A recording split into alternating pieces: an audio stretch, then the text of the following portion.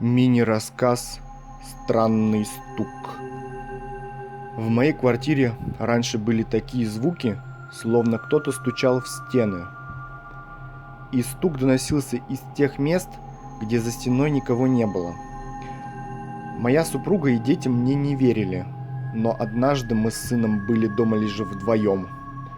Сидели на кухне, пили чай. Он что-то рассказывал о своих спортивных достижениях в секции, как вдруг в стену постучали, за которой была комната. Напомню, в квартире только мы, а кроме нас никого нет. После этого случая сын мне поверил, а потом та же ситуация начала происходить с женой и дочкой. В итоге квартиру решили продать. Спустя пару месяцев я встретил новых владельцев, семейную пару с ребенком. Когда я спросил, все ли в порядке у них, нравится ли им новый дом, то они ответили, что все хорошо, но по их невыспавшимся лицам понятно было, у них что-то не так. Мне их искренне жаль. Надо рассказать им обо всем. А поверят ли?